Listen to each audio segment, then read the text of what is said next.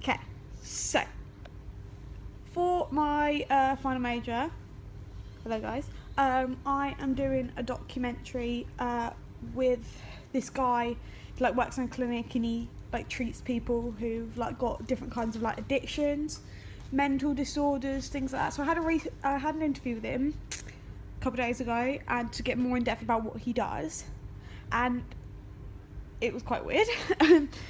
But we got talking, and he does like lots of different things. So obviously I'm going to do an interview. I'm going to do a documentary. So I sort of want to get your opinions on what do you think would be like very effective to do in the documentary. Like, what would you like to see? And In what way was it weird? because there was things I'd like not heard of, like, so we spoke about like sex addiction for quite a lot of the time. There's a thing called like you can be a love addict and a love avoidant, and there's like a scale and bad. It was so I was sort of thinking of sort of going for an aspect that not many people know about, and I was thinking of going for that love addict and love avoidant kind of topic. But then I thought, could I do like an all-round topic and get him to talk about his life, his work, and things like that? So I sort of want to get your opinions on what would be sort of an interesting thing to listen to. That makes sense. Yeah, because you're stuck in the throes of, you could do a profile documentary and learn about him as well as a little bit about each of the topics, or you could go into one topic in a lot of detail. Yeah. What do you guys think would be most effective? A profile documentary is you're only really getting to see him at what, his office or his home. Yeah. Which his home. It'll be home. Okay, yeah, because he's moved now from. So you'd be finding out about his job, maybe him within his work, because I don't know. I think a lot of the trouble with a lot of profile documentaries is that they're really crap. Okay. And there's a lot of pitfalls to avoid. Really. Okay. I don't know how you'd make it as interesting. Okay. It's just one of the options. What do you think you would want to hear though? Because obviously he deals with like everything. So is there anything? Is this a documentary about just him or his work? It's going to be about him, but in a sense of I can do it about his work, or I can do it about him talking about one specific things he deals with, or his life. It can be absolutely anything. I just want to see from. If you were to focus in on one topic, what else would you show other than him talking? You could do like a little bit about his personal life. Yeah. What he does outside of. He's got a very, very dark backstory. Like it was kind of weird. So he has got a lot of information. Like, so his mother used to like sexually abuse him, and then she'd use him against his father. So he ended up living with like his grandparents for a bit of time, and then because he was put on a pedestal by them, it really affected how basically the reason he got into what he did was because he just didn't really he wanted to help himself, because he struggled with drug abuse, sex abuse, everything like that. So he wanted to basically help himself, and by learning the stuff he ended up doing a degree at university and kept going. But like he said to me the other day, he goes, I wake up one day and I kind of want to be a florist. So he's still not sure what he wants, but he did it to help himself. That sounds really cool. So do you? Like a great story, but you've got to consider what's happening on the screen other than. This is what. So I was thinking still do a profile documentary, but then I thought, would you get him to talk about it's the aspects he talks about, rather than just doing it as like a timeline of like what's happened. Sort of have his like past, then sort of in his current work, what he sort of deals with, how he deals with them, and goes more in depth rather than point. I had to do I did a profile documentary in my documentary unit, and I think the most effective ones start in the middle of a conversation. They kind of throw you into, they're talking about something and the audience aren't quite understanding it, but as they keep going on, you build up a bigger picture of what they do, rather than him saying, my name is John and for a job I do this, and yeah. when I was a child. So, right, what do you think that would be a good way of having a sort of backstory documentary, or would you like to just see him talk about, like, please someone else other than Charlie talk? I think like the backstory thing would be quite interesting, because it sounds really cool. But also it'd be really like interesting to do like a quirky documentary on like, because the love addiction thing sounded quite interesting, so you could like look into that as well. Yeah, but you don't want to stick on like one area for too much of the time. That's what I'm saying. Yeah. Okay. It'd definitely be different because it's sort of like I didn't even know sex. Well, yeah, of course it did, but like Mhm. some I can't remember what it was you mentioned, but it'll be interesting because a lot of people I know will have not have heard of Stuff. Yeah. you know I that almost sort think of. though that it could be interesting rather than him talking about what he does as a job and then a couple of these different areas. If he covers these areas with his medical professional knowledge just from his own personal experience, rather than talking about drug addiction on the whole, he could talk about his own drug addiction with a knowledge that a lot of drug addicts wouldn't have. Okay, so like, so if I treat drug addictions like with myself, because he did get help. As he tells his own story, I'm sure it will be different to any other drug addict telling it. So because it's of- not like I don't want to say it's not like a normal profile documentary because it's having those tangents go off, but obviously you don't want him to be sat in front of camera just talking directly to a camera. You want the reason I'm a bit opposed to doing a conversation, as in having someone in the background talking, is because is it a bit off-putting because you just hear someone in the background randomly talking when the full focus is like on the person. Do you get what I mean? And you can just be. Well, what would the person be doing? See, this is my also thing. Do I do an interview and just ask him questions, or let him just talk of his own accord?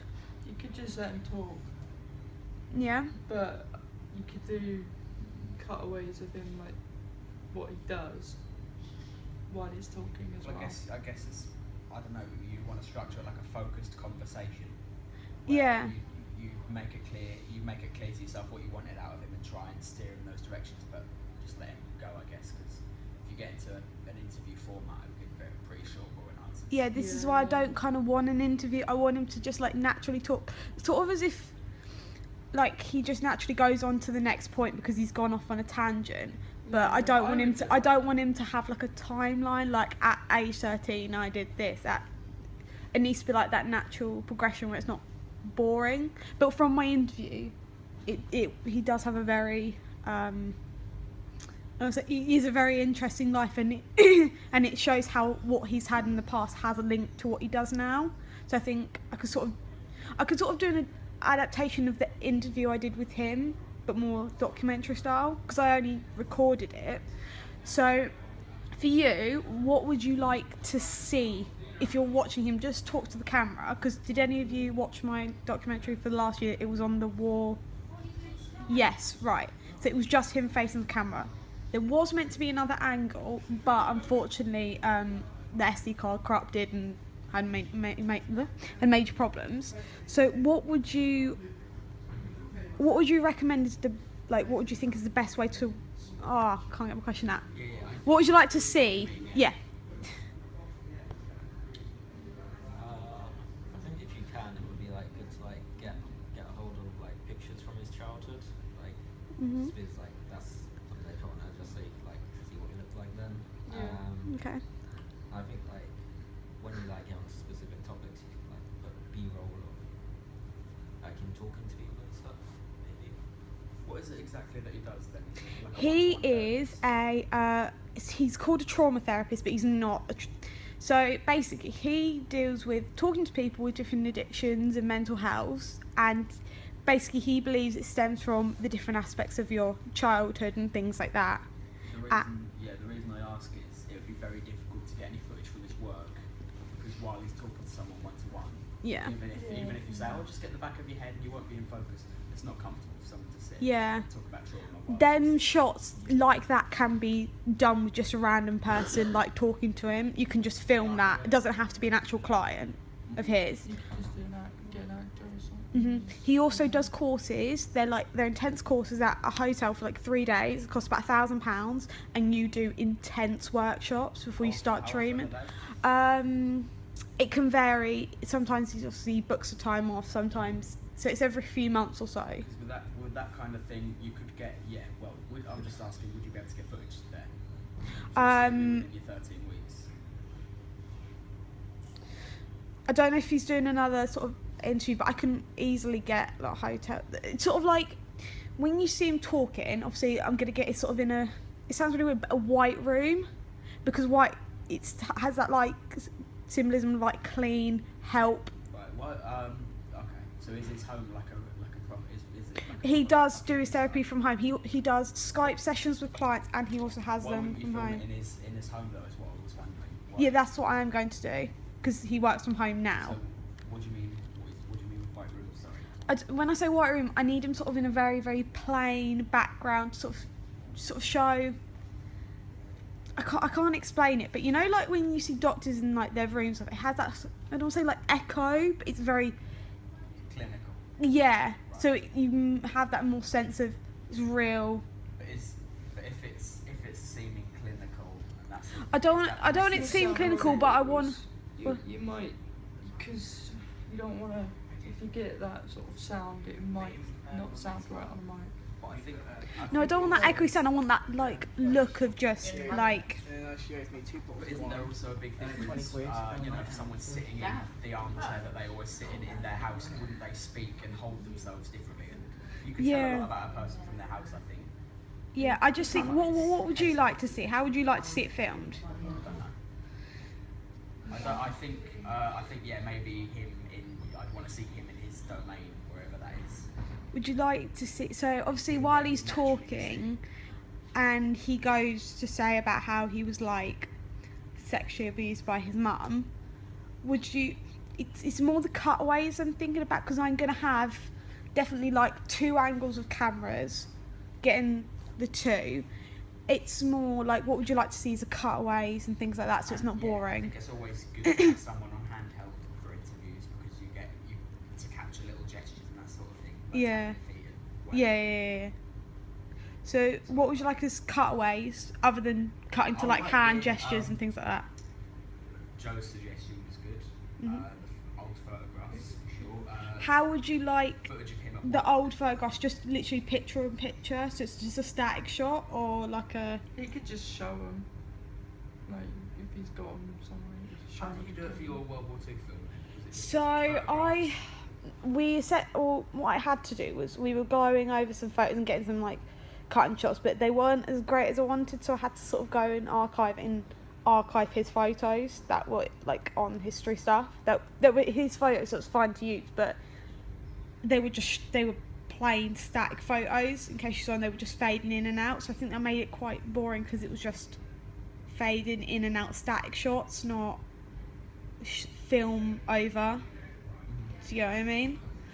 But would you prefer him just talking and as a tangent, like he gets stuff out and points to it, and obviously I go like with a handheld camera, I don't know. rather than would you rather the concern would be, I think it'd look cool, but the concern would be as you're talking, going through photos, that can break up your speech.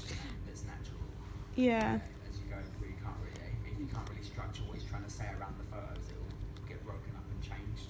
Because I like your idea of starting it during mid-conversation, so, like, I'll just get him to talk, sort of maybe start with, like, the photos of him saying, this is me, but cut it Or in would it- partly. I think, or just let him talk, and if he mentions a certain period in his life, such as when he was about 9 or 10. Yeah, because I want to do, Have yeah. a photograph afterwards. I don't know. yeah, because I want to do that, and then, like, cut off, have the title of it go silent, and then the actual documentary starts. But does that sound good? Like with my last one, just him just consistently talking, I don't see what else you need to do. like rather than an interview style documentary, sort of like my last one, get him to talk. But with my last one, because obviously he was an older person, he did write notes down.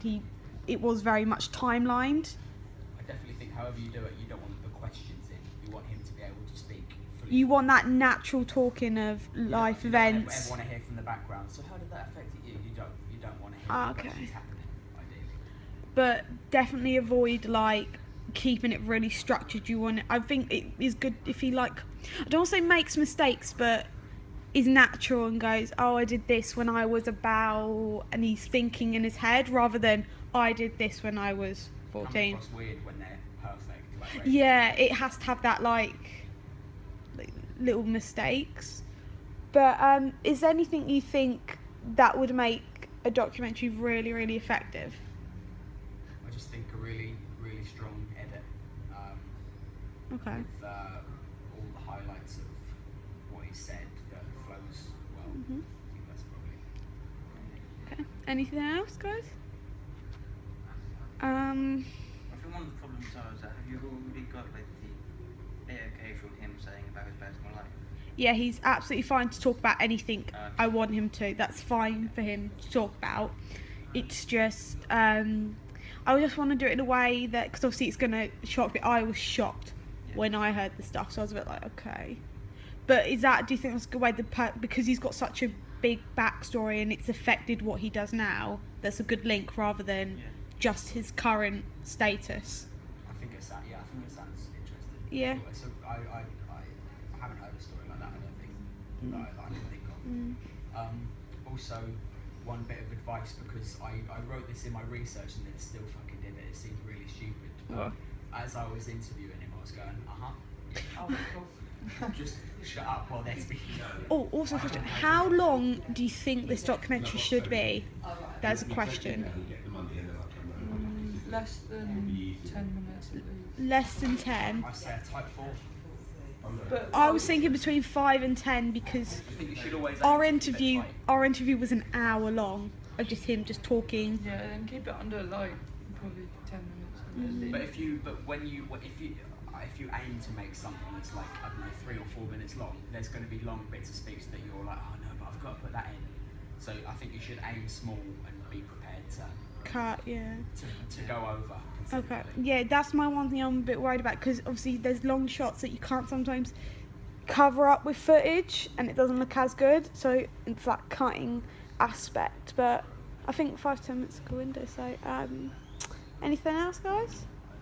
As you said, well, what you were just talking about, you can get some good functional cutaways that Mhm. you'll be able to cut between that. I can shot. edit out. Joe did a lot of that when we were doing the RWSFM and stuff. Like if let's say as Joe was talking, I just recorded his legs like that for a bit. I could cut any 2 bits of speech together, and he'd be like that the whole time. Just little things that you. Yeah, so definitely have the 2 angles and the handheld picking stuff up literally as he's talking. So having that continuous run. Right. How many camera operators you planned? I was planning to have 2. One to do the 2 static cameras and then one to have doing the motion camera. So one being myself and one being other, because obviously I will be doing my transport and stuff to obviously his home. So it's nice. So I need someone. I need and obviously I need microphones, lights, everything pretty much. But I feel like the more lighter and whiter it is, the better looking it is. Does that make sense? Like it has that more. I don't know. I can't describe the right word, but you get what.